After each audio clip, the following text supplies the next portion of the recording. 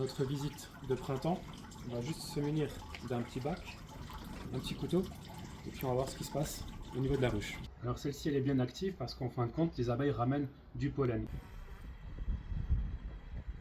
Donc sur la ruche qui n'a pas passé l'hiver, on va l'ouvrir dans un premier temps. C'est venir retirer le nourrisseur. Alors on voit bien que le reste d'abeilles qui a passé l'hiver est morte ici.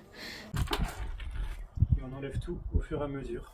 Donc tout ce qui est à l'intérieur, on va le gratter superficiellement. Pour le reste des alvéoles, tout ça, ça va au compost. Et puis idéalement, vous rajoutez un petit peu de terre par-dessus. On va éventuellement regarder si sur celle-ci, on va pouvoir récupérer un peu de miel. On aperçoit du miel qui est operculé.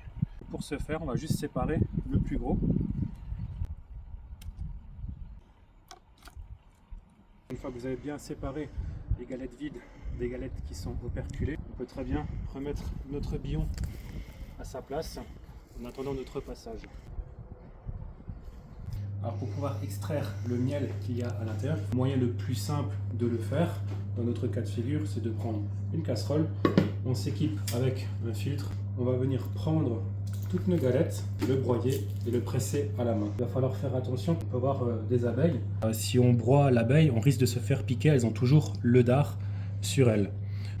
Et on continue. Le miel va quand même décanter pendant un jour ou deux.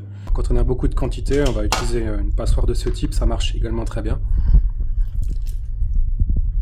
Pour conclure, une ruche qui n'a pas passé l'hiver, on voit les alvéoles qui sont vides à l'intérieur, c'est clairement, elles ont manqué de nourriture, elles sont mortes de faim.